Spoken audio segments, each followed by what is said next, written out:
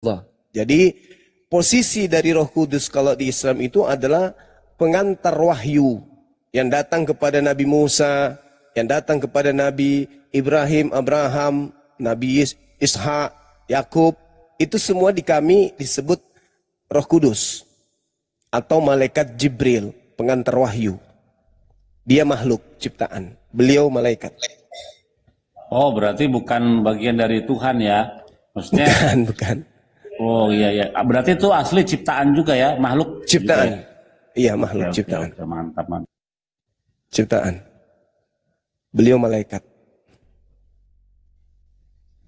Berbeda dengan teman-teman Kristen kan Roh Kudus adalah bagian ketiga dari pencipta langit dan bumi ini. Ada Yesus bagian kedua, yang paling itu bagian ketiga. Jadi bingung iya. kita. Tuhan Junior ceritanya, Tuhan Junior.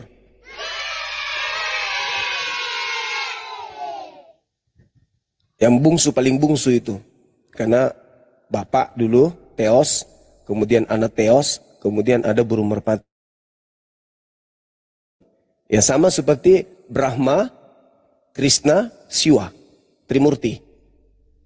Sama itu. Oh berarti itu diadopsi ya? Secara tidak sadar diadopsi oleh mereka. Itu tadi akhi, kalau kita pahami kisah para Rasul 17, Paulus datang di tengah-tengah mereka itu mengajarkan dewa-dewa mereka. Ya, siapa dulu, Burunda? Kebetulan ini aku ada Alkitab dari bapak aku nih, almarhum. Iya. Ayatnya berapa tadi? Kisah para Rasul 17, 23. Oke, akhirnya punya Alkitab nih. 17 ayat 23. 23. Bisa dibaca dimulai dari 22 akhi. 22, oke. Siap. Lalu ia menyuruh dua orang pembantunya yaitu Timotius dan Erastus mendahului Kisah para Rasul 17. 17 betul ayat? Oh iya ya. 22 sampai seterusnya. Paulus pergi berdiri di atas Areopagus dan berkata, "Hai orang-orang Athena, aku lihat bahwa dalam segala hal kamu sangat beribadah kepada dewa-dewa. Sebab ketika aku berjalan-jalan di kotamu dan melihat-lihat barang-barang pujaanmu, aku menjumpai juga sebuah mezbah dengan tulisan kepada Allah yang tidak dikenal. Apa yang kamu sembah tanpa mengenalnya, itulah yang ku beritakan kepada kamu." Buset. Waduh, serem banget ini. Berarti Paulus datang memperkenalkan dewa yang mereka tidak kenal. Yang mereka sembah selama ini di dalam kuil. Nah sekarang permasalahannya, apakah orang-orang Athena Yunani ini menyembah kepada Hashem? Bukanlah, mereka tidak menyembah kepada Allah. Ini masalahnya di situ. Masalahnya di situ. Karena Paulus pergi berdiri di atas arena pengadilan. Kalau Areopagus itu artinya pengadilan yang memiliki kemudian kayak podium, tempat sidang atau tempat rapat, lalu berkata kepada orang-orang Athena, "Hai orang-orang Athena, aku lihat bahwa dalam segala hal kamu sangat beribadah kepada siapa? Bukan kepada Hashem, kepada dewa-dewa, Theos." Itu kalau dalam teks Ibraninya, dalam teks Yunaninya apa itu dewa-dewa? Theos Astaga. Iya. Theos. Harusnya mereka menerjemahkan aja Theos, tapi kok malu ya? Harusnya Theos aja Tuhannya. Jadi ya itu ada. Dia masalahnya. Ini kan ada terjemahan pakai kata Allah nih, lebih kacau lagi. Itu makanya kami protes. Makanya kami protes karena mereka menutupi Theos yang mereka sembah itu dengan kata Allah setelah dia masuk ke Indonesia. Makanya orang MUI majelis ini, ya orang-orang MUI tidak paham sampai situ pengetahuan tentang Bible. Mereka berpikir ya Allah itu kan ya Tuhan pencipta langit dan bumi, tapi bukan hanya sesederhana itu. Mereka menutupi kemudian ajaran Paulus ini dengan apa yang ada di dalam kitab mereka. Kan jelas itu. Makanya akhi, ketika Paulus itu datang kemudian di tengah-tengah mereka orang-orang non-Yahudi ini, dijelaskan di Kisah Para Rasul 14, nomor 11, nomor 12, Paulus karena mampu melakukan mujizat-mujizat, orang-orang di situ menganggap Paulus ini dewa. Dewa Hermes, dewa Zeus. Mana ayatnya itu? Ada, coba dibaca di dalam Kisah Para Rasul 14, nomor 11, 12. 12.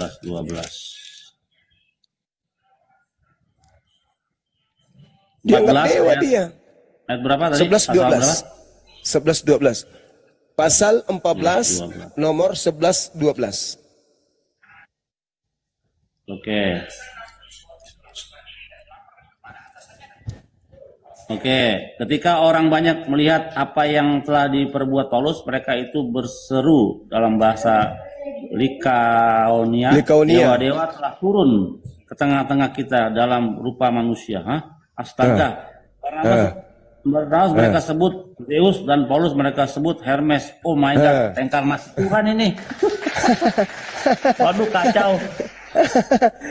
Makanya ketika Paulus datang mengajar di tengah-tengah mereka, dengan pola yang sama, dewa turun ke bumi menjadi manusia. Bukan merujuk kepada Hashem, tapi merujuk kepada dewa-dewa mereka, orang-orang Athena, orang-orang Romawi.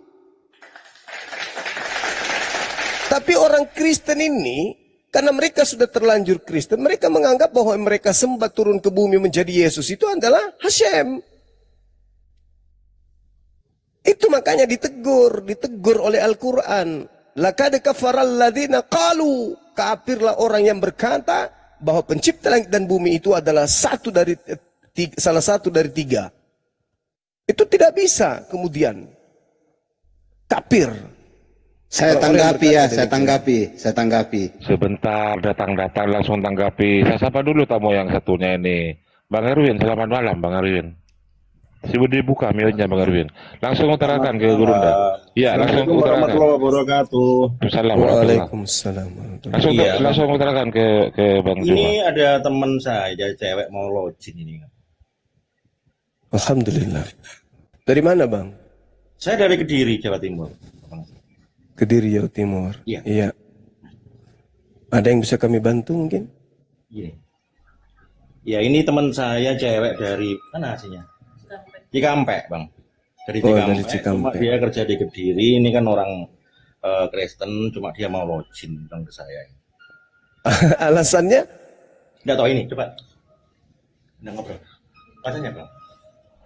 Alasannya sudah lama pengen masuk Islam, Pak. Alasannya gimana, saudari? Kenapa harus Islam? Apa on cam ada? Coba. Alasannya apa? Soalnya papaku Islam. Oh gitu. Ya. Cuma Tapi, mama kan Katolik. Oh, iya. Apakah menemukan kebenaran di Islam atau gimana? Iya, saya lihat banyak viti-viti kayak gitu, jadi pengen masuk ke Islam. Usia berapa sekarang kalau boleh tahu? 25. Oh, iya.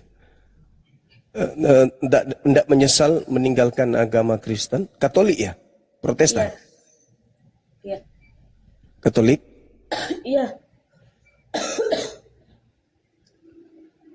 Tidak menyesal meninggalkan penyembahan terhadap Theos? Enggak? Enggak, Bapak. Alhamdulillah. Terus kapan mau syahadat? Secepatnya bisa. Kalau mau syahadat online di sini, di tempat kita di sini boleh. Syaratnya kirim tanda pengenal kepada Bang Handi atau kepada host Bang Arif. Nanti di DM gitu ya, Kak? Iya, boleh. Atau bahwa... catat nomornya Bang Handi. Bang Handi, monitor Bang Handi. Monitor dong. Oke, langsung aja nomornya. Kalau memang betul-betul Kristen KTP-nya ya. Iya. Oke. Coba dicatat nomorku ya. Ada pulpen nggak? Ada sudah. Ya, 0813 0813 9233 9233 7800. 7800. Oke, nanti Di WA saya aja. kirim. Ya, oke, nanti saya kirim ke nomor WA ini ya, Pak. Iya, ditunggu. Ya, terima kasih ya, Pak. Makasih. Masya Allah. Subhanallah. Ini kalau Tuhan pencipta langit dan bumi sudah melembutkan hati seseorang, insya Allah akan menuju kepada keselamatan Islam. Si Jupri masih ada di bawah Gurunda, mudah-mudahan ikut jejaknya nanti. Jepri, catat nomor tadi, kirim KTP. Ya, Bang. Ini saya suruh nyatat ini, Bang. Enggak, bukan Bang Erwin. Bang Erwin ini untung saya melihat TPK-nya. Kita naik, ada yang mau login, teman-teman mau login gitu. Makanya langsung saya jambak barusan Gurunda. Masya Allah. Iya. Jadi malam ini mau syahadat sekarang juga? KTP-nya belum dikirimkan, KTP-nya masih di desa, di orang tuanya. Mungkin besok bisa saya naikkan ke sini, Bang. Oke, baik. Masya Allah. Yang penting niatnya sudah sampai. Allah Maha melihat hati seseorang. Masya Allah. Kan kemarin Bang Erwin. sebetulnya gini ya, Bang. Kemarin tuh sebetulnya sudah mau ke pondok itu di pelosok Kediri, mau ke pondok pelosok. Cuma kan kendala mungkin agak jauh. Habis itu tak sarankan, dia di sini aja, di Bang Arif, di Bang Juma aja, nggak apa-apa. Bisa, gitu kan. Iya, bisa. Iya, nanti pihak Apologet Islam Indonesia sebagai yayasan resmi Bang Erwin ya, Iya. kemudian mengeluarkan sertifikat mualaf. Itu kenapa saya minta KTP nanti beserta tanda tangannya kan untuk proses pembuatan mualaf, proses sertifikat mualafnya. Iya, siap, Bang. Tadi sudah saya jelaskan seperti itu, Bang. Nanti ada sertifikatnya juga saya bilang. Iya. Oke. Kami tunggu ya Bang Yang. Bang Sudah di Erwin. DM, sudah di DM. Ini udah WA, sudah di WA. Oh Bang Hendy sudah Bang Hendy. Sudah di WA. Ini udah WA-nya nih. Di foto aja identitasnya di situ, Mbak. Identitas SIM atau yang KTP. mungkin identitasnya bisa dikirim enggak? Belum Balas. Nanti mungkin kalau sudah dibalas sama adiknya atau mungkin besok nanti dikirim ke Bang ya.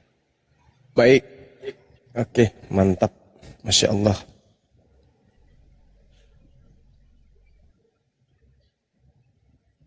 Saya kasih nama apa nih? Oh, Ibu. Nama-nama sudah. Udah Ibu Sarimi. Bang Andi sudah ya? Udah di WA ya Bang Andi? Udah nih. Dia balas, saya nunggu kiriman foto KTP-nya. Ya Pak, udah ditunggu aja dulu. Ya, nanti ditunggu Bang Andi. Oke, lanjut kita diskusi dulu sambil menunggu KTP-nya dikirim ya. Oke. Siap Bang. Di sini aja dulu. Kami nunggu. Kristen sejati mau nanya apa tadi, Bro? Mau menanggapi apa? Kristen Aku sejati, menanggapi tuh silakan. pernyataan si Juma tadi. Juma ini kan bawa doktrin dari Muslim, lakot kafaraladdina qalu innallaha wal masih ibnu Maryam, itu mah doktrin kalian. Kalian tidak bisa menyangkut pautkan karena perbedaan paham antara Kristen dan Islam itu jauh, antara langit dan bumi. Emang. Tidak usah dipaksa-paksakan. Yang Ya, pertama memang. bagi kami Islam, di dalam Islam tidak ada keselamatan, jujur aja. Nah, Tapi yang Yesus tadi juru selamat. saya melihat tadi cara kalian aja menerima orang untuk masuk agama kalian ini tanpa berbagai ini, saya menilainya memang kayak orang terima orang datang belanja di warung. Betul Nah, akhirnya sekali. nanti muncul sekali. penghujat di sini. Nah, ini yang berbahaya. Oh, enggak Nah, dong. itu dia. Itu pikiran kamu Ini aja. Bang Juma. Jangan kau bawa Kalau saya pikiranmu lihat, ke kamu Islam. Gantian bicara dong. Kamu harus lebih Gantian Jangan bicara. kau bawa pikiran kafirmu itu ke Islam. Jangan. Kafir aja. Jangan kau bawa pikiran kafirmu ke kami, ke Islam. Di Islam itu tidak ada zuuzon. Kami lebih mengedepankan positif di dalam menyikapi setiap niat baik seseorang. Berbuat jahat aja kita berpikir positif kok sama orang yang berbuat jahat. bukan Katanya kasih. begitu Bang Juma. Dari Terus apa setiap masalahnya? Diam narasimu, dulu kan. Diam dulu. Apa masalahnya? Coba, apa masalahnya ketika ada orang mengaku mau masuk Islam terus? oh saya apa tidak yang harus masalah. Cuman Terus saya lihat kenapa? saja Cara Apa? penerimaannya amatiran begini. Oh, Akhirnya memang nanti begitu. menciptakan orang-orang yang betul-betul tidak memiliki iman. Ya, kalau di Justru yang Kristen muncul gimana? nanti penghujat. Kalau orang mau masuk Kristen gimana? Kalau orang mau masuk Kristen apa syaratnya? Gila dulu Ya, kan? saya jujur aja Bang Jumaya, saya miris. Kenapa saya miris? Itu dari talu. Kasihan saya. Akhirnya nanti Itu dari talu. Agamamu sudah berapa ratus tahun menjajah di Nusantara ini tetap minoritas. Itu dari talu. Terlalu bergaya kamu. Orang waras tidak mungkin mau menyembah dewa, itu aja. Hanya orang gila yang mau menyembah dewa yang turun ke bumi jadi cuplis. Jadi agamamu. Jangan kau bawa, kau takar penyembah dewa kau itu, kau takar ke Islam. Di Islam tidak begitu. Ada orang datang, bang, saya mau masuk Islam. Ya langsung kita terima, langsung kita syahadatkan. Apa yang kita pikirkan? Jangan sampai dia berpura-pura. Dia berpura-pura itu urusannya dengan pencipta langit dan bumi. Karena pencipta langit dan bumi itu mengetahui bisikan hati setiap manusia. Tujuannya apa, niatannya apa. Bisa jadi dia hanya berpura-pura. Tapi begitu dia masuk Islam, ternyata dia sungguh-sungguh melihat kebenaran di dalam Islam. Gitu bung, tidak seperti di agamamu. Bagaimana kalau mau jadi murtad orang di agamamu? Hah? Dijanjikan dulu Indomie, diiming-imingi dulu, dan seterusnya. Gitu. Bisa juga dihamili dulu. Iya, itu. Si Anda loh.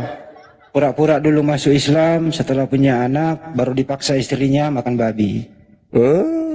Tahuan deh. Susah bung, susah. Kami semua di sini adalah aktivis. Ya, setiap hari kami bertemu dengan propaganda dari kalian. Saya syahadatkan bulan lalu satu keluarga. Besoknya dari gereja datang ngemis-ngemis suruh orang itu murtad kembali. Kasihan kali. Oleh karena tidak laku, ya seperti sales tidak laku jualannya, sembarang dilakukan ya. Sembarang dipaksakan orang, termasuk Bibelnya dibuat menjadi bahasa Arab supaya bisa nipu orang. Gak malu gitu. Agama kok kayak murah kali agamanya. Justru agamamu yang murah. Dijual dengan Indomie. Ya kan? Kenapa orang bisa keluar dari Islam karena Indomie? Karena di Islam berat. Begitu keluar dapat Indomie dan bebas dari aturan. Apa aturan di dalam agamamu? Ada nggak yang wajib di agamamu itu? Ada nggak apa yang wajib dalam agamamu? Nggak ada. Nggak ada. Bebas. Makanya Paulus mengatakan di dalam Galatia 5, Kristus telah memerdekakan kita. Merdeka dari mana? Kuk penghambaan, beban penghambaan. Kolose 2:16, jangan lagi kau mau diatur tentang makanan, tentang minuman, tentang hari raya atau sabat. Jangan. Kau itu bukan lagi hamba.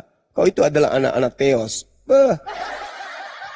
Yang lucu adalah Kristus telah memerdekakan kita dari kutuk hukum Taurat. Sejak kapan kalian terikat Taurat?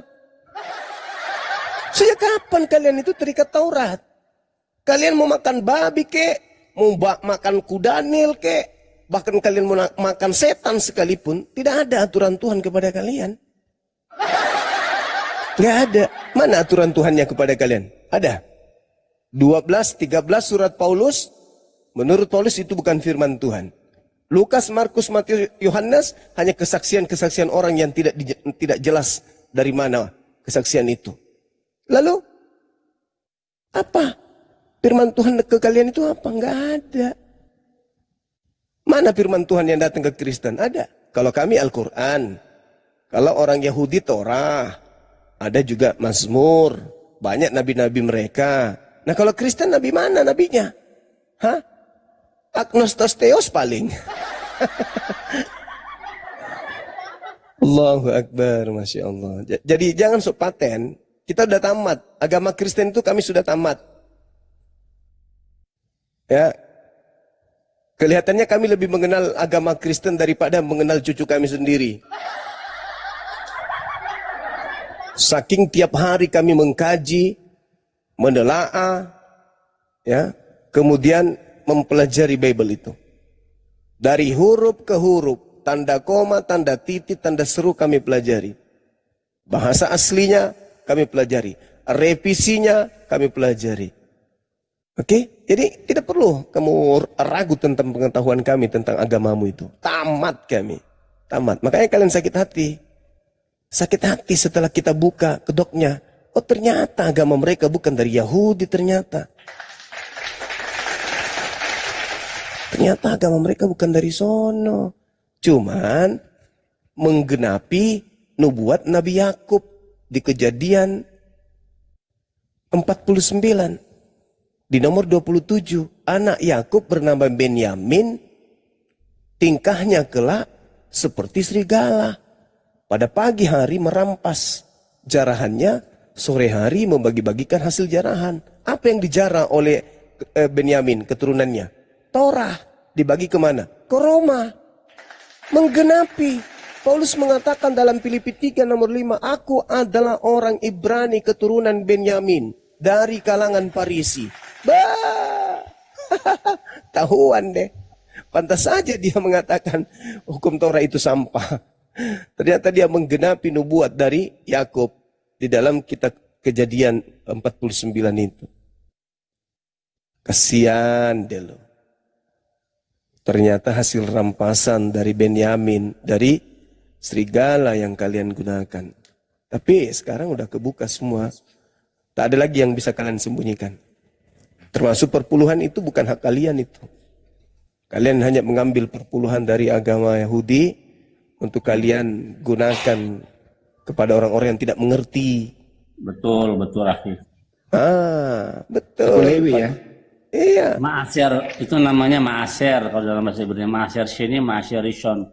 Yang berhak menerima perpuluhan itu hanya Imam Lewi, orang asing, anak yatim, dan para janda. Ketika orang Lewi sekarang tidak ada, tapi para janda dan para anak yatim selalu akan berada sampai dengan kita sampai kita mati, selalu ada. Jadi lebih baik memberi kepada orang miskin, kepada anak yatim dan para janda, ketimbang harus memberi kepada para pendeta. Karena tidak ada hukumnya dalam Torah memberi kepada pendeta. Orang tidak bersunat kok dikasih, pemakan babi kok dikasih perpuluhan. Masalah generasi, salah konsep. Kasihan ya kalau orang yang gajinya yang orang gajinya misalnya cuman UMR ya, terus dia harus kasih perpuluhan gitu, yang tidak diperintahkan oleh Tuhan. Tapi dilakukan. Dilakukan, aduh. Itulah faktanya yang terjadi. Kasihan. Disapa tamunya. Ya, Koko. Kabur. Dam. Ibu itu besok malam katanya, malam ini KTP-nya masih di kelurahan. Belum diambil.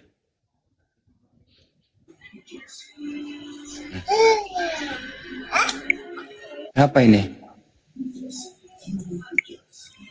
Dam.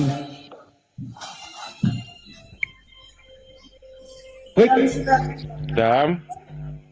Mana nomornya? Udah saya turunkan. Gak respect.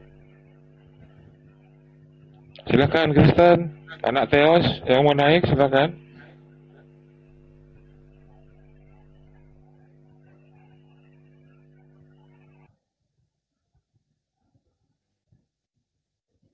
Panglima, selamat. Ya. Kalau di Islam ada nggak hukum soal memberi gitu, perpuluhan atau sedekah atau gimana gitu?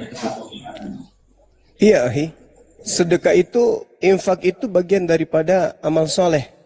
Berapa Sedangkan kalau di kita, kalau yang diwajibkan itu 2,5%.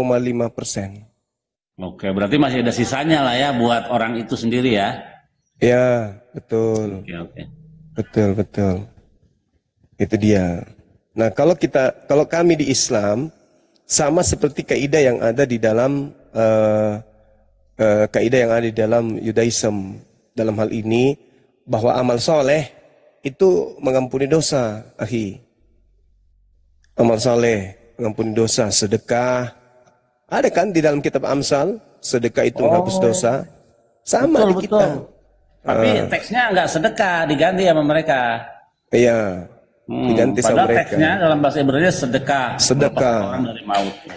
Ah, sama. Tapi kita yang belajar tentang kitab mereka paham bahwa ternyata di situ sedekah, tapi mereka ganti. Sementara di Islam sedekah itu menghapuskan dosa. Itulah.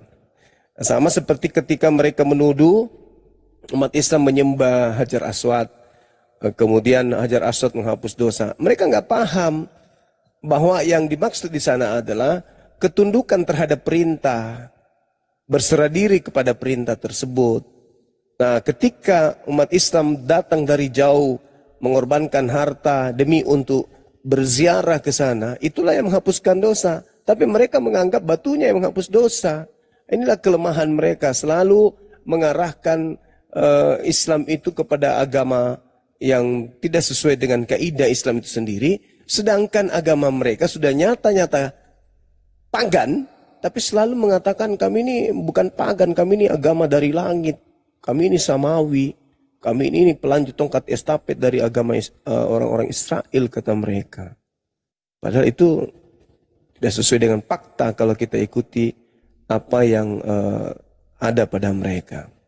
Seperti itu, akhi. Terus yang 2,5% itu hanya berlaku bagi yang mampu aja. Kalau yang tidak mampu justru mereka yang menerima zakatnya. Sama. Kan itu waktu lugat tamunan tuh bentuknya apa? Zakat atau sedekah? Sedekah. Oh, sedekah. Oke. Iya. Jadi sedekah itu tidak melihat agama apapun, itu boleh. Seperti itu, ahi. Oh gitu, kalau sedekah nggak harus melihat agamanya atau keyakinannya ya? Iya, siapapun, fakir miskin, anak yatim, apapun agamanya, di Islam itu boleh. Oh, oke.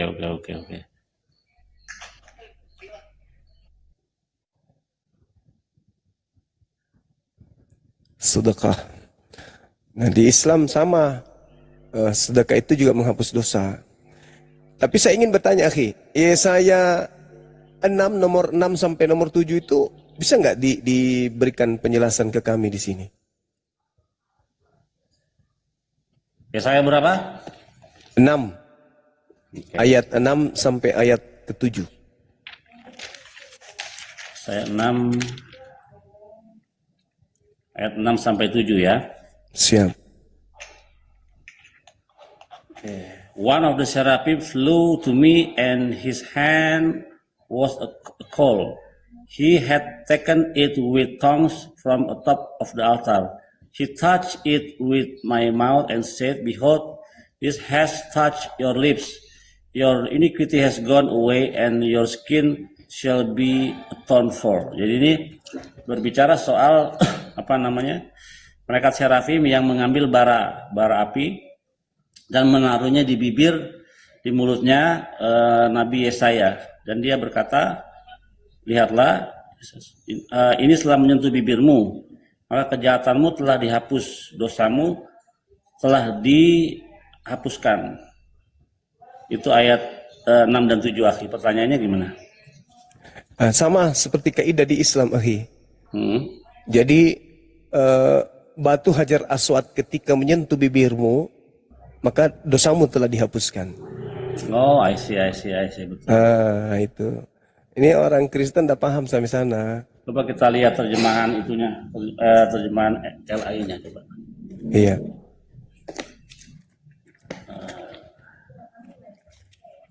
Saya 6 ayat 6. Oke. Tetapi seorang daripada serafim itu terbang mendapatkan aku, di tangannya ada bara yang diambilnya dengan sepit dari atas mezbah. Ia menyentuhkannya kepada mulutku serta berkata, "Lihat, ini telah menyentuh bibirmu, maka kesalahanmu telah dihapus dan dosamu telah diampuni." Oke. Sama kan? Iya, jadi itu salah satu cara pola penghapusan dosa kepada Nabi Yesaya ini. Gitu. Jadi dengan bara api itu, ya batu bara itu, dosanya Yesaya ini diampuni. Berarti Tuhan hanya memberi syarat. Sama seperti menyembelih kurban hewan. Itu hanya syarat, bukan hewannya yang menjadi kurban. Yang menjadi penebus dosa, bukan. Tapi ketaatan manusia mengikuti perintah. Apa yang diperintahkan oleh Tuhan, itu yang dilakukan, menyebabkan dosa-dosanya dihapuskan. Sama seperti ketika ada perintah, angkatlah batu ini. Setelah kamu mengangkatnya, maka kamu akan mendapatkan duit. Nah, apakah batu yang diangkat ini yang memberikan duit? Tidak. Bukan. Tapi pekerjaan mengangkat batu ini menghasilkan duit. Sama seperti itu. Lagi Tapi juga mereka... korban sembelihan itu bukan dimakan oleh Tuhan, karena Tuhan tidak makan. Korban itu dibagi-bagi. Ya, kalau dibagi-bagi. Di dalam konteks Torah, korban itu diberikan kepada orang-orang Lewi yang tidak punya bagian tanah, sehingga mereka makannya dijamin dari situ. Jadi diberikan kepada sesama orang juga, bukan untuk Tuhan karena nggak perlu makan. Ya, itu diterangkan juga di Al-Quran itu, tentang umat terdahulu, kurban hewan itu bukan kurban manusia, tapi kurban hewan, dan itu sudah disyariatkan. Tapi sebenarnya sudah jelas ya dalam kitab Imamat bahwa yang kriteria untuk menjadi penghapus dosa itu korban darah hewan. Hewan. Ya. Kalau dia mampu, orang kaya dia bisa sapi. Kalau nggak mampu dia bisa kambing atau domba. Kalau nggak mampu lagi dia bisa burung. Kalau nggak mampu lagi dia bisa tepung. Nah, dan itu semua bukan darah manusia. Itu yang bukan darah manusia atau korban manusia, betul lagi. Itu jelas loh. Apa mereka nggak sadar membaca kitab mereka yang di dalam perjanjian lama itu bahwa korban itu dari darah hewan? Ini intinya itu hanya dijadikan sebagai pelengkap saja. Pada dasarnya itu hanya untuk menutupi ajaran mereka yang asli. Jadi bukan mereka menggunakan data kitab terjemahan lama, kitab perjanjian lama itu sebagai penopang keyakinan mereka, bukan. Itu hanya dijadikan sebagai aksesoris supaya apa yang mereka lakukan itu memiliki legalitas. Makanya dikatakan bahwa hukum Taurat itu tidak ada kebenaran di dalamnya, sudah dibatalkan semua, sudah digenapi semuanya. Jadi dibawa-bawa hanya untuk sekedar melengkapi saja ajaran mereka. Karena kapan mereka tidak menggunakan perjanjian lama, maka murni perjanjian baru saja, maka ketahuan apa yang saya sampaikan dari tadi siang, dari tadi malam, bahwa mereka ini Paulus di dalam Kisah Para Rasul 17 itu agnotos theos yang diperkenalkannya, dewa-dewa. Begitu. Nah, itulah juga alasannya mungkin kenapa mereka tidak menggunakan perjanjian lama dalam bahasa Ibrani. Karena kalau mereka menggunakan bahasa Ibrani, ketahuan bahwa itu adalah kitabnya Yahudi. Begitu juga perjanjian baru, kalau mereka mempertahankan bahasa Yunani, maka akan ketahuan bahwa di situ syarat mitologi Yunani. Makanya mereka terjemahkan ke dalam bahasa Indonesia. Celakanya mereka menggunakan istilah-istilah Al-Quran di dalamnya untuk menutupi istilah-istilah Yunani yang ada di dalamnya. Seperti Theos. Satu lagi yang saya sampaikan tadi boleh nggak yang kejadian 49 itu? Ketika Nabi Yakub memanggil anak-anaknya dan Nabi Yakub meramalkan suku-suku dari anak-anaknya ini. Sampai kepada ayat 27 ada hal menarik di situ. Ayat 49.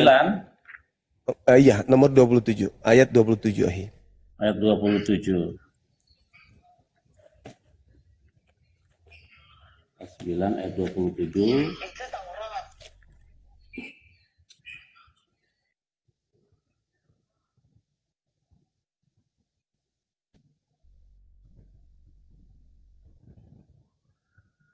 Ya, 49 ayat 27 ya. Siap. Benyamin, yang ini ya Benyamin ya, 49 ayat 7. Iya. Benyamin adalah seperti serigala yang menerkam. Pada waktu pagi ia memakan mangsanya dan pada waktu siang ia membagi-bagi rampasannya. Ini. Iya. Ada apa dengan Benyamin ini? Saya bingung ini. Nah, jadi itu. Benyamin ini suku yang dianggap seperti serigala.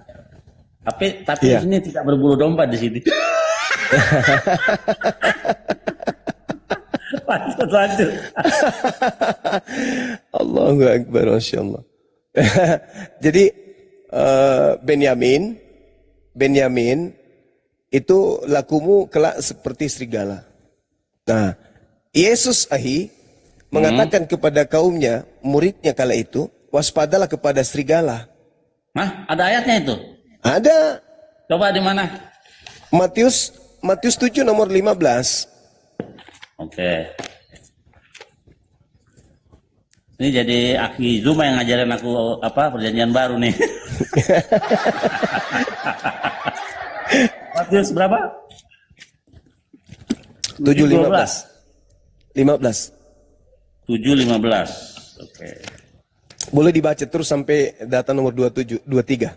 Iya, waspadalah terhadap nabi-nabi palsu yang datang kepadamu dengan menyamar sebagai domba, tetapi sesungguhnya mereka adalah serigala yang buas. Dari buahnya lah kamu akan mengenal mereka. Dapatkah orang memetik buah anggur dari semak duri atau buah ara dari rumput duri? Demikianlah setiap pohon yang baik. Oke. Terus ayat mana lagi? Oke. Yang mana yang tidak setiap orang yang memanggil aku Tuhan akan ayat masuk. 18. Iya. Tidak mungkin. Ayat berapa tadi? Yang mana itu? Ayat berapa itu? Matius 7-nya di data nomor 18 dan seterusnya. 18. Tidak mungkin pohon yang baik itu menghasilkan buah. Dan setiap pohon yang tidak menghasilkan buah yang baik pasti ditebang. Jadi dari buahnya lah kamu akan mengenalnya. Bukankah setiap orang yang berseru kepadaku Tuhan, Tuhan akan masuk dalam kerajaan surga, melainkan dia yang bukan kehendak Bapa yang di surga. Benar. Pada hari terakhir banyak orang akan berseru kepadaku, Tuhan, Tuhan, bukankah kami mau bernubuat dengan namamu? Waduh, dan mengusir setan demi namamu, dan ini luga nih, dan mengadakan banyak mujizat demi namamu juga. Pada waktu itu aku akan berterus terang kepada mereka dan berkata, aku tidak pernah mengenal kamu. Nyala engkau daripadaku, kamu sekalian yang berbuat kejahatan. Waduh. Jadi sekarang permasalahannya adalah siapa di kalangan kita, Yahudi, Islam dan Kristen yang memanggil Yesus Tuhan, bernubuat, bermujizat? Ada lah. Kalau kita nggak ada. Tapi mereka. Iya, paham. Waduh, ini saya baru tahu nih maksudnya ke situ. Ya. Berarti yang diusir siapa ini? Yahudi, Islam atau mereka? Mereka lah yang menyebut Yesus Tuhan. Coba aku ulangi lagi ya, aku ulangi lagi. Iya. Biar lebih paham. Mana tadi? Pada hari terakhir banyak orang akan berseru kepadaku. Wah. Jadi pada akhir zaman nanti banyak orang akan berseru kepada Yesus, Tuhan, Tuhan, bukan kami bernubuat demi namamu. Dan jadi yang memanggil Yesus Tuhan itu masuk neraka ini.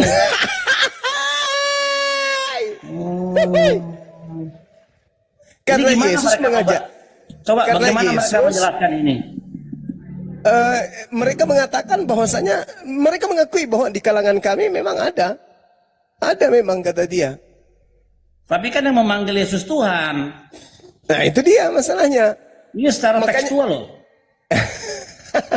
Makanya waspadalah kepada nabi-nabi palsu yang datang kepada kamu. Menyamar seperti domba. Tetapi sesungguhnya mereka adalah serigala yang buas. Paulus mengaku bahwasanya aku adalah keturunan Benyamin. Oh, di mana itu? Di dalam Filipi 3 nomor 5. Waduh, apa dia? Sadis ini. Masalah generasi. Gitu. Waduh, kacau ini. Oh, berarti ya itu benar tadi. Makanya kita tadi lari ke kejadian tadi ya. Oke. Yakub loh, seorang, kalau di kami nabi beliau itu. Nabi Yakub menceritakan kepada keturunannya. Betul. Itu sebelum dia mati. Sebelum mati, Nabi Yakub memanggil semua anak-anaknya. Betul. Menubuatkan laku keturunan daripada anak-anaknya Nabi Yakub. Orang gaya lambat. Udah tahu kayak gitu kan, laporkanlah kata hamba. Apa logika? Katanya dia main dana state, katanya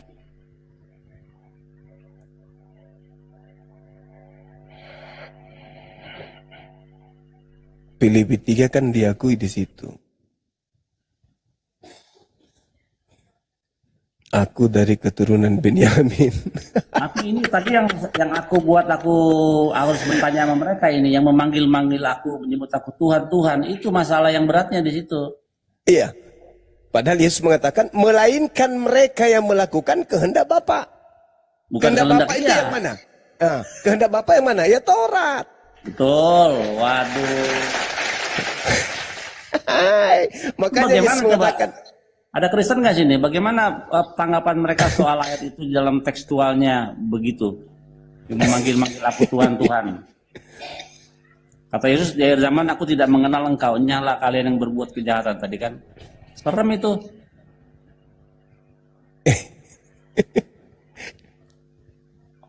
bunuh diri kalau ada yang ini menjelaskan. Ini logika sehat ini.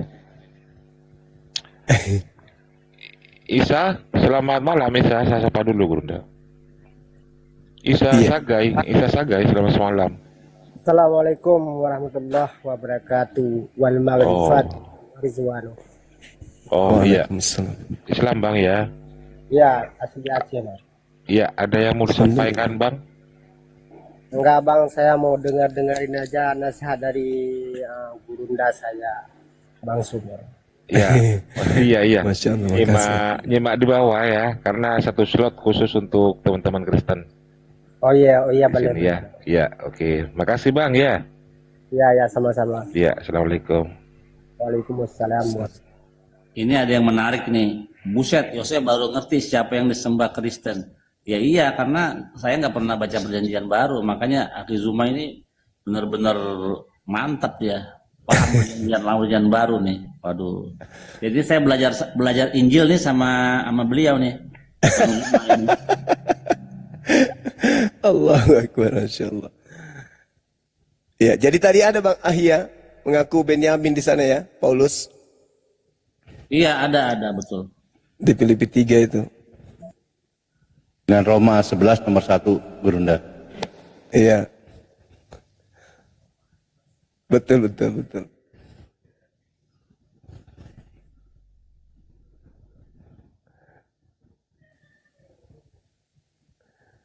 Munawaro mau tanya apa? Gurunda berarti Gurunda itu Yesus ini memang cerdas ya, dia memahami kitab Taurat sehingga dia menggunakan analogi bahwa si penyesat ini identik dengan serigala gitu kan ya. Karena dia paham dengan perjanjian lama itu siapa serigala ini dan dia bisa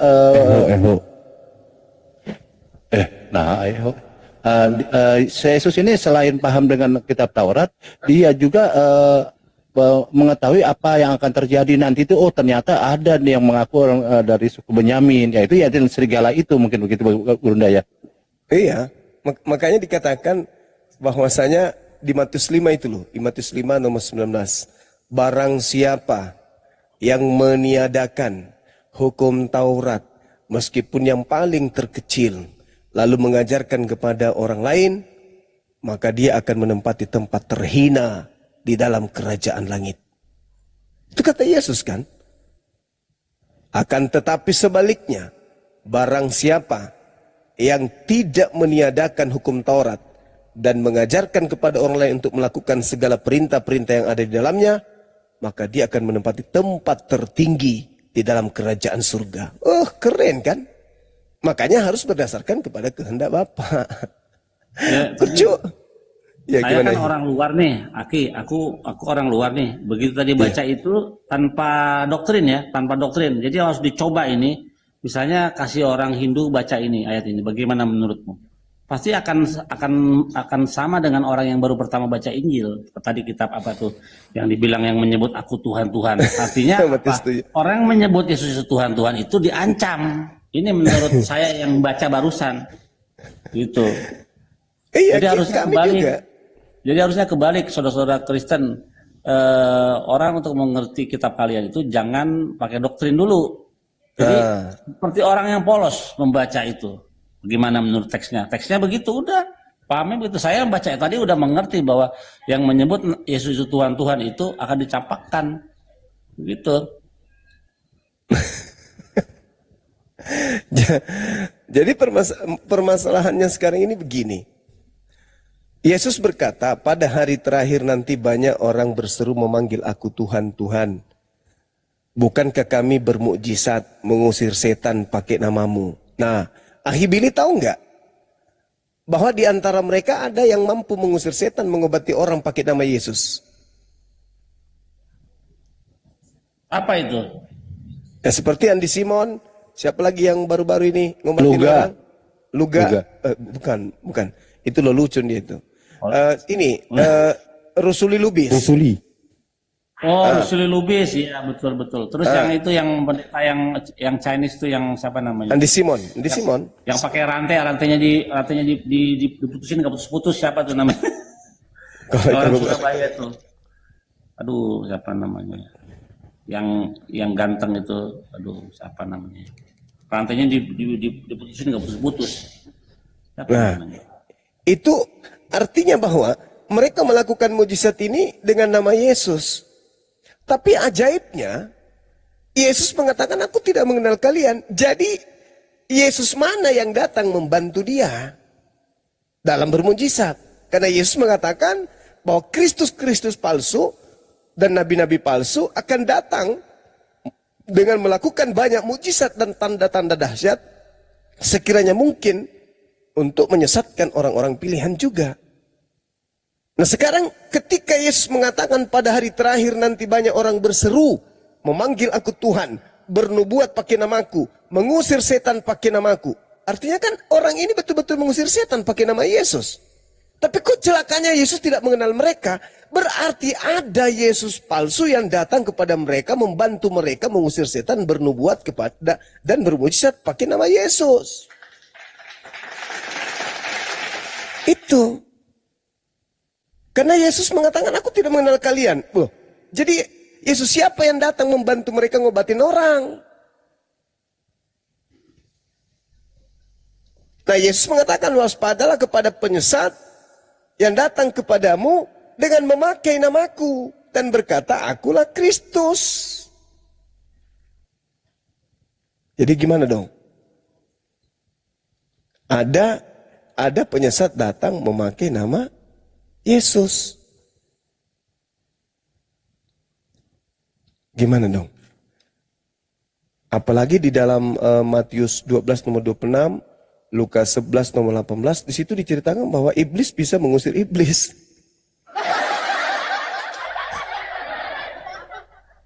Gimana dong? Bang Juma, favoritku, Bang Yosef. Iya. Gimana Bang? Ya, shalom.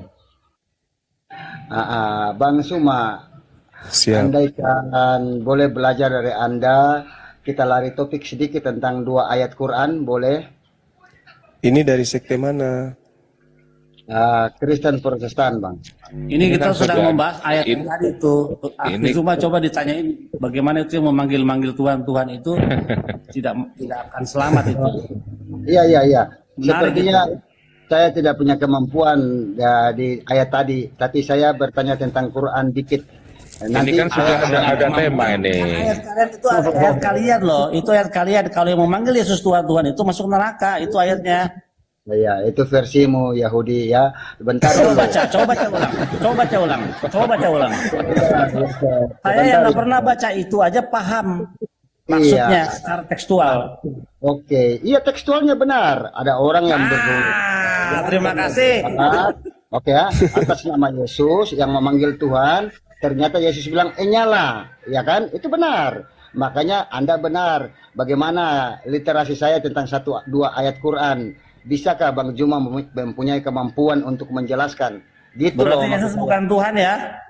Oke, dalam makna. Perhatikan At-Taubah ayat 91 ya, Bang Juma ya.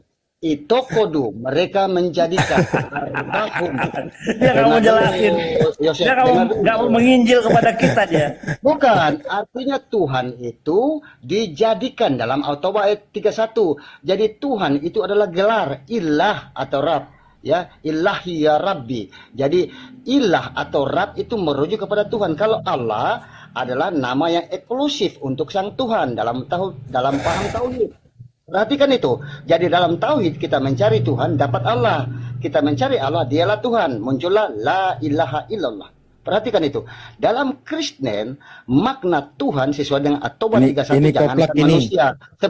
Sebentar, jangankan manusia. Hawa nafsu pun bisa jadi Tuhan. Enggak, Rob tidak Ya, bisa perhatikan. diartikan ilah, itu enggak nyambung. Hanya perlu dibaca dalam teks aslinya Yunani. Itu apa? Theos apa Kurios? Nggak bisa itu. Makanya kamu harus mengerti dulu makna dari original teks Quran. Jangan asal-asal kau tafsir sementara Bibelmu sendiri kau nggak paham. Bibel yang bahasa Indonesia aja kau nggak paham. Gimana mau paham dengan bahasa Arab? Jangan dikancing lah Bang Juma, kita belajar sama-sama. Makanya saya belajar. Jangan di host ya. Perhatikan, tahun sebelum tahun 65, Depak itu diresmikan tahun 65. Mari kita lihat Quran terjemahan sebelum tahun 65, di mana kata Tuhan belum dipakai ya. Di situ Alhamdulillahirabbil alamin, segala puji bagi Allah, sesembahan semesta alam. Belum ada kata Tuhan loh.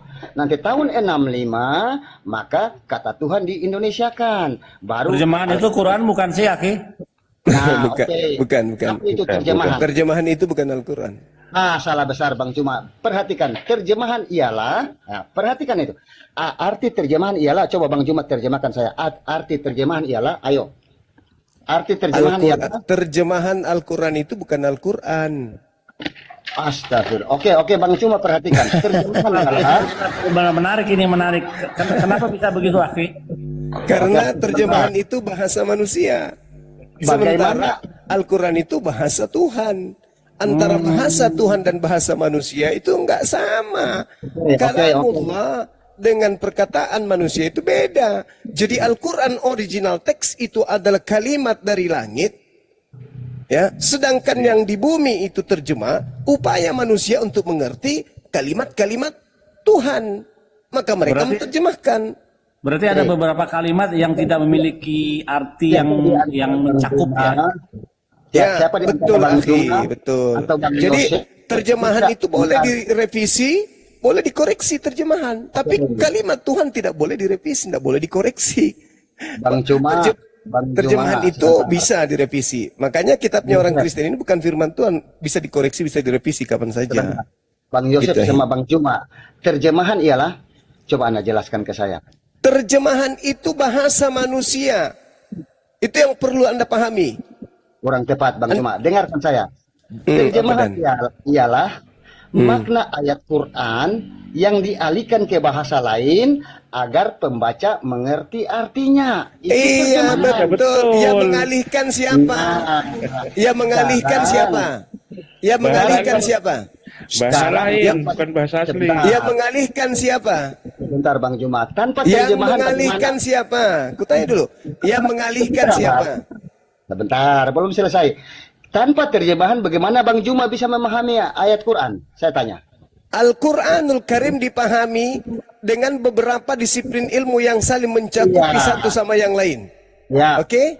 Terjemahan itu adalah salah satu disiplin ilmu dari beberapa disiplin ilmu yang harus dikuasai seseorang untuk mengerti makna Al-Quran. Bukan cuma terjemahan tok. Bukan hanya terjemahan tok.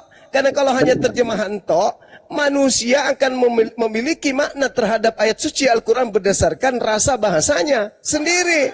Orang Bugis ketika berbicara, orang Sulawesi ketika berbicara mengenai kereta adalah kendaraan yang panjang, menggunakan rel. Orang Medan kalau kereta adalah motor, roda 2. Beda. Makanya terjemahan itu tidak bisa dipakai satu-satunya alat untuk mengetahui firman Tuhan. Butuh disiplin ilmu yang lain. Nahwu sharaf, balaga, i'rab, asbabul nuzul dan seterusnya. Itu Bung. Udah Bung, sebentar Bang Cuma.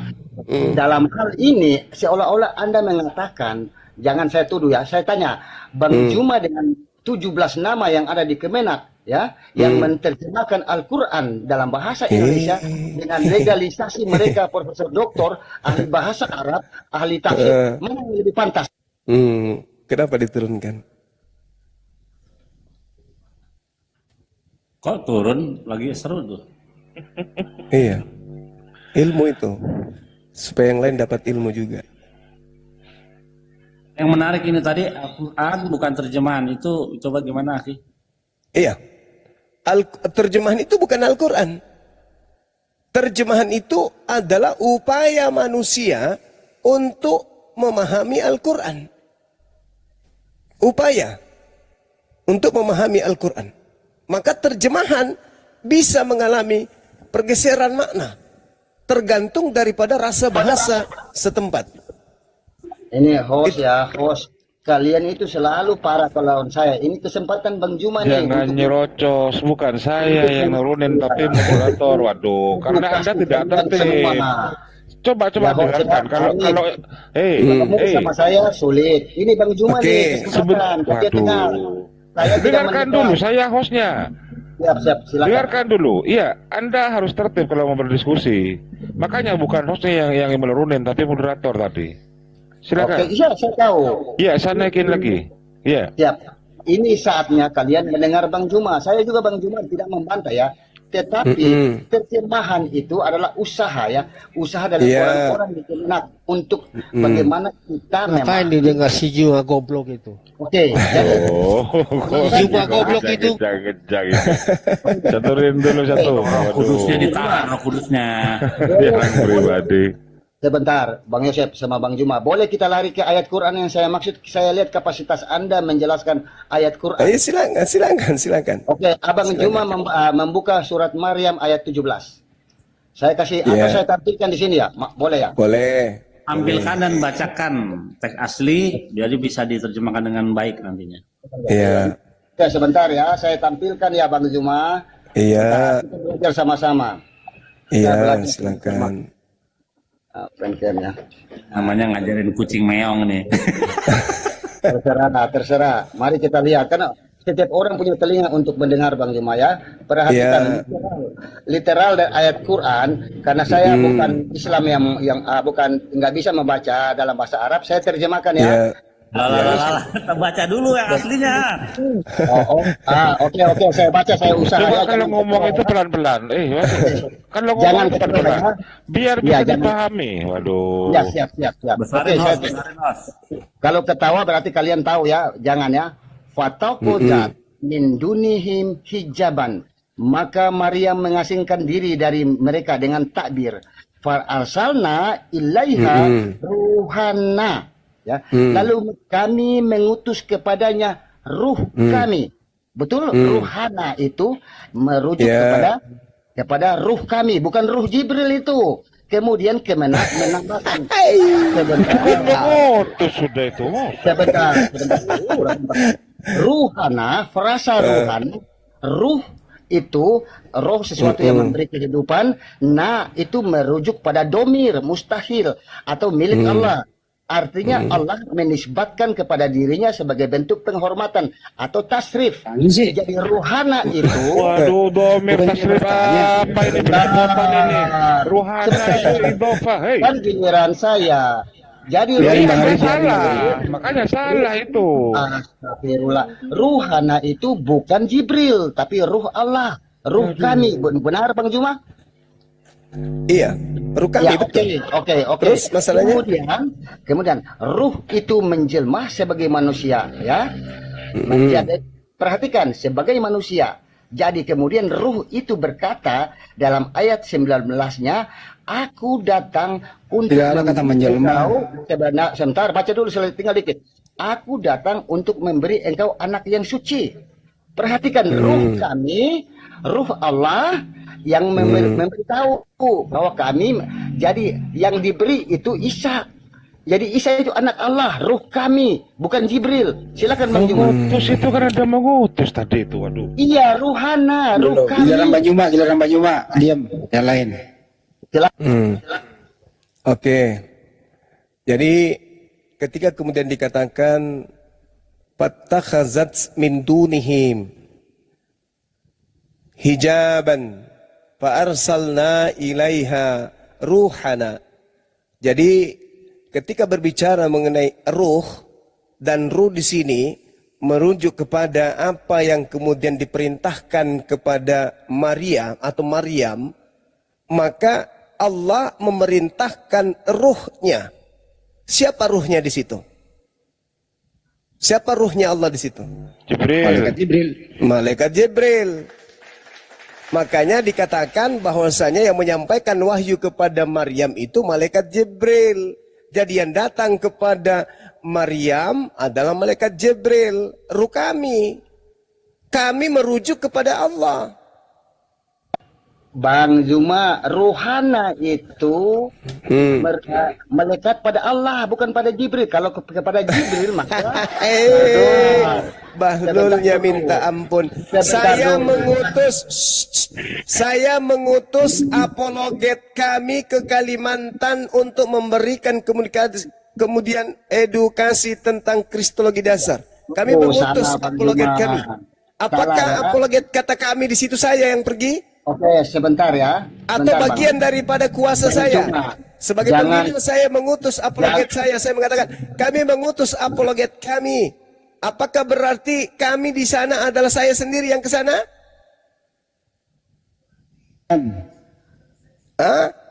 Makanya kau jangan memahami Al-Quran hanya dengan satu sudut pandang terjemah saja. Sekarang kita lihat nih. Ini contoh nih. Di dalam kitab Kejadian, Akhi Billy, kitab Kejadian, baiklah kita menciptakan manusia. Kami. Bang Juma, ruhana. Kami di situ. Apakah menunjukkan bahwasanya Tuhan itu banyak? Wasit, dia nggak bisa diatur nggak wasit? Itu baca sampai terakhir di situ. Pada lari semua kalian itu. Baca sampai terakhir. Waduh. Malaikat itu tidak disebut ruh. Ini masih dipertahankan nggak orang kayak gini, Bang Juma? Aduh. Udahlah, dipahami dulu. Saudaraku. Saya kasih tahu, kalau saya menjelaskan mengenai Al-Quran terlalu berat. Saya minta Anda baca, bisa Anda baca Kejadian 6? Bisa Anda bacakan kepada saya Kejadian 6? Halo?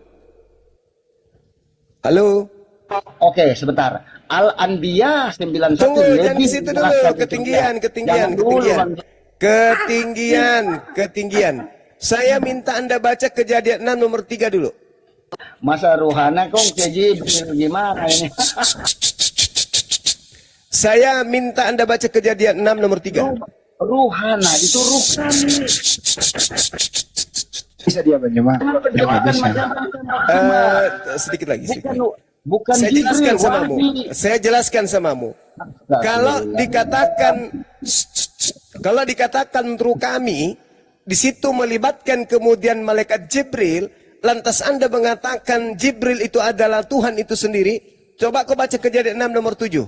Nomor 3. Ini jangan samakan dengan itu. Ayat Quran ruhana.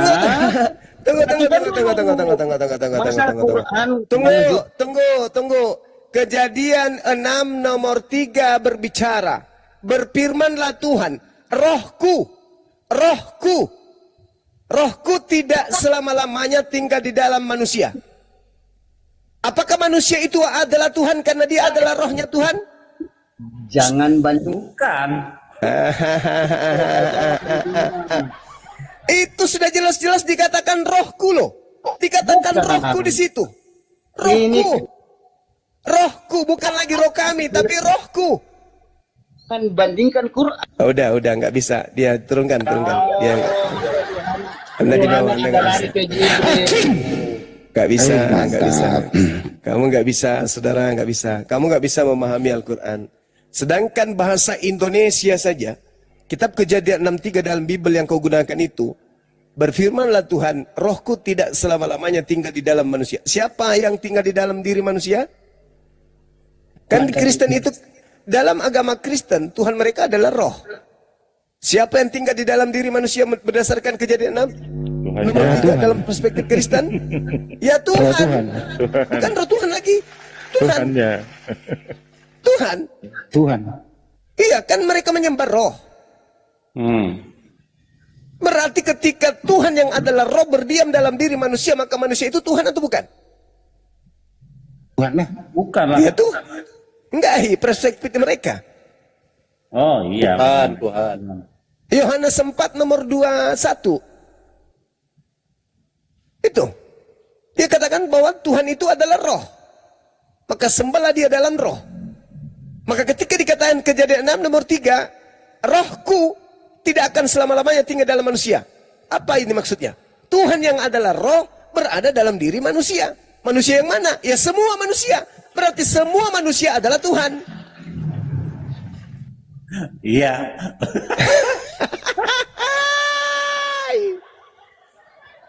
Lalu memaknai ruh hana. Roh kami itu adalah Tuhan itu sendiri. Oke, berarti rohku itu adalah Tuhan itu sendiri. Kalau begitu manusia semuanya adalah Tuhan. Padahal ruhana itu merujuk kepada oknum yang dilibatkan oleh pencipta langit dan bumi pada saat kemudian mengutus utusannya. Jadi Allah itu maha bijaksana. Ketika dia menyebut kata kami, itu proses dia sedang melibatkan makhluknya yang lain, utusannya, pesuruh-pesuruhnya. Maka dia mengatakan kami. Tapi ketika kemudian dia memproklamirkan untuk diibadahi, disembah, dia tidak pernah menggunakan kata kami. Dia selalu mengatakan kata aku. Tiada Tuhan selain kami, itu nggak ada di Al-Quran. Sembahlah kami, itu nggak ada di Al-Quran.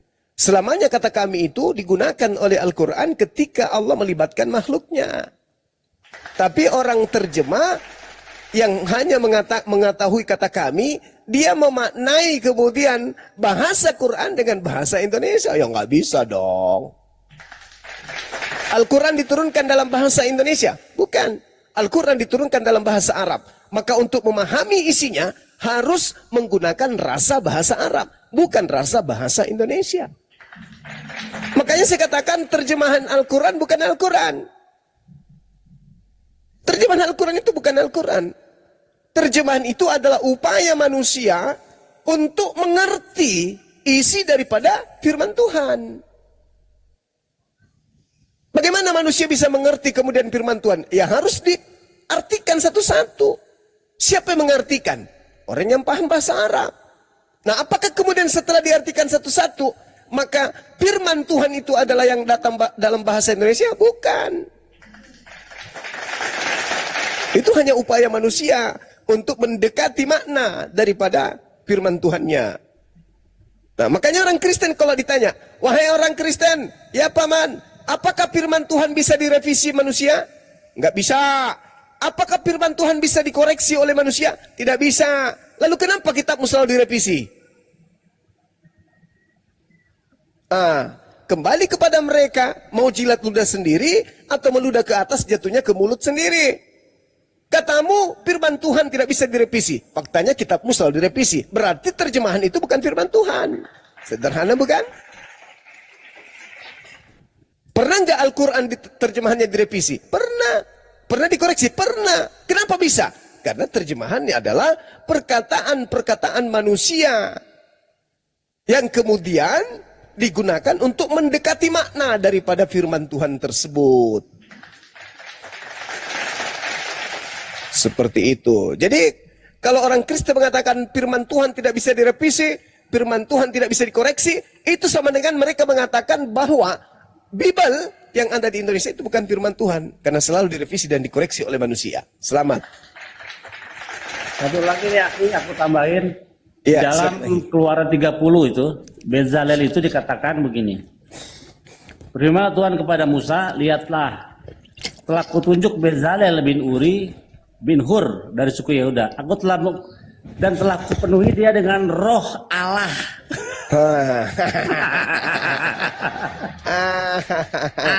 Apakah Bezalel itu Tuhan? Mampus. Ini juga ada juga di dalam ini di Yohanes 3 nomor 34. Dikatakan begini. Sebab siapapun yang diutus oleh Tuhan, dialah yang menyampaikan firman Tuhan, karena Tuhan mengaruniakan rohnya dengan tidak terbatas. Nah itu, jadi perspektif Islam, Yahudi dan Kristen ketika ada kalimat roh Allah, atau Roh Kudus itu bukanlah itu bagian dari Tuhan. Bukan, tapi itu adalah ciptaan, salah satu entitas ciptaan Tuhan gitu. Yang disandarkan kepada Tuhan. Makanya makanya mereka kalau ditanya angin Allah, Allah bukan? Bukan. Malaikat Allah bukan? Bukan. Bukan. Roh Allah katanya. Begitu logika sederhana. Padahal jelas sekali bahwa Roh Elohim, Ruah Elohim itu bukanlah Tuhan. Tertera di dalam kitab Ayub 23 kalau nggak salah itu.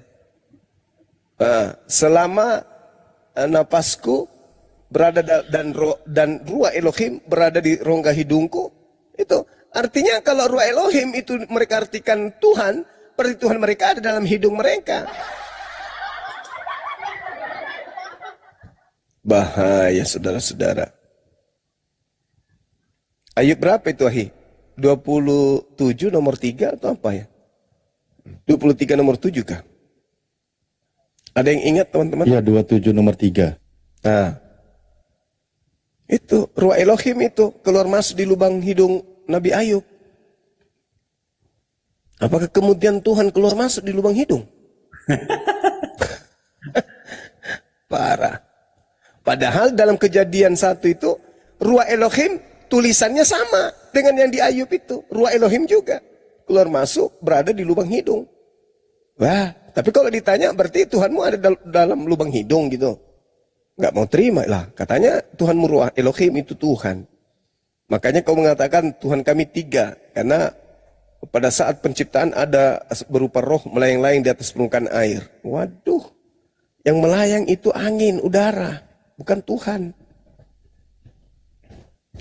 Terus yang Kejadian 126 itu gimana itu Mereka memaknai Tuhan itu di situ ada 3. Dan menciptakan manusia serupa dengan dirinya. Bagaimana memaknai itu?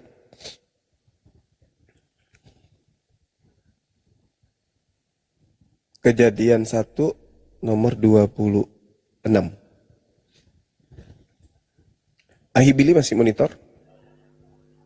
Bang Willy, yang segambar itu yang serupa. Iya. Dia kan memaknai bahwa Yesus itu, manusia itu segambar dengan Tuhan. Artinya mereka harus terima bahwa ya Tuhan yang mereka punya anus.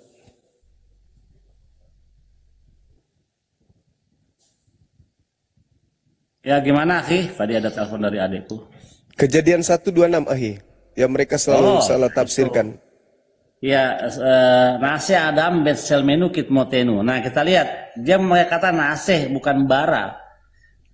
Jadi kami di situ berbicara soal siapa? Berbicara soal Tuhan dengan para malaikatnya. Keren. Iya, keren. Dengan para malaikatnya. Sama tadi pertanyaannya. Ya lanjut. Nanti dia di ayat 27-nya baru dia bilang, coba aku baca ya. Nah, jadi pada saat perencanaannya dia mengkonsultasikannya, membicarakannya dengan para hamba-hambanya itu para malaikat ya. Masya Allah. Dan nanti ayat 27-nya dia tidak memakai kata naase lagi. Tapi memakai kata bara. Kenapa? Dia menciptakannya sendiri, guys. Kita lihat ya. Ayat 26, marilah kita membuat manusia seperti image kita dan seperti kemiripan dengan kita. They shall rule over the fish, mereka berkuasa atas ikan-ikan, burung-burung di udara dan binatang. Nah ayat 7 baru dia tulis begini dalam bahasa Ibrani 27 Paileper Paivarek Otam Elohim Payomel Lachem Elohim bara oto ya. Dia ada kata bara oto. Jadi menciptakannya sendiri tapi merencanakannya dia mengkonsultasikannya dengan para malaikat. Tapi begitu menciptakan manusia makanya berbeda sendiri. Makanya berbeda dalam bahasa Inggris create, artinya create dalam bahasa Inggris menciptakan dari sesuatu yang tidak ada menjadi ada. Baru kalau make itu menciptakan atau membuat sesuatu dari bahan yang sudah ada. form juga. Jadi ada 3 kata bahasa Inggris yang memiliki arti yang berbeda. Tapi kalau create itu dari yang tidak ada maknanya. Untuk penciptaan manusia ini, ketika merencanakan dengan para malaikat, dia berkata, memakai kata na'ase Adam, marilah kita membuat manusia. Ya, pakai kata make dalam bahasa Inggrisnya. Tapi begitu ayat 27, dia nggak pakai make lagi. So God created man, maka Tuhan menciptakan, Elohim bara'oto, Tuhan menciptakan manusia itu sesuai dengan image-nya dia. Sama, akhi, di Al-Quran juga Allah juga konsultasi dengan berkomunikasi dengan malaikat-malaikatnya. Wa isqala rabbuka lil malaikati. Tapi ketika proses penciptaan dia mengatakan ini sesungguhnya aku, tidak mengatakan lagi kita atau kami. Nah, betul. Sama di dalam ayat Al-Quran surah Al-Anbiya ayat 25. Wa ma arsalna min qablika mir rasulin illa nuhi ilaihi annahu la ilaha illa ana fa'buduni. Kami tidak mengutus seorang rasul pun. Nah, kenapa kemudian dikatakan kami di situ? Karena Allah mengutus ruhnya turun kemudian ke bumi, mengutus nabi-nabinya untuk menjadi rasul. Maka Allah menggunakan kata kami. Kami tidak mengutus seorang rasul pun. Rasul ini ketika ditetapkan, yang datang kepadanya adalah namus, hukum, pembawa hukum, yang kami sebut dengan Roh Kudus, Roh HaKodes ini. Kami tidak mengutus seorang rasul pun sebelum engkau, wahai Nabi Muhammad, melainkan kami wahyukan. Nah, kenapa menggunakan kata kami? Karena yang datang menyampaikan wahyu itu adalah malaikat. Malaikat yang datang kepada para nabi. Maka Tuhan dengan kebijaksanaannya mengatakan kata kami. Tapi ketika kemudian berbicara mengenai hakikatnya, dia tidak pernah mengatakan kami. Makanya Al-Quran mengatakan, illa nuhi ilaihi annahu la ilaha illa ana. Tidak mengatakan la ilaha illa nahnu. Tidak ada Tuhan selain kami. Itu enggak ada. Tapi ana, aku. Fa'abudani, wa'buduni, maka sembahlah aku. Jadi artinya, kami tidak mengutus seorang rasul pun sebelum engkau, melainkan kami wahyukan kepadanya bahwa tidak ada Tuhan selain aku. Maka sembahlah aku. Tidak mengatakan tidak ada Tuhan selain kami dan sembahlah kami. Itu enggak ada. Tapi sembahlah aku karena tiada Tuhan selain aku. Jadi kata kami di situ ketika Tuhan melibatkan makhluknya. Sama di Kejadian 1 nomor 26. Cuman orang Kristen salah pahami gitu. Oke.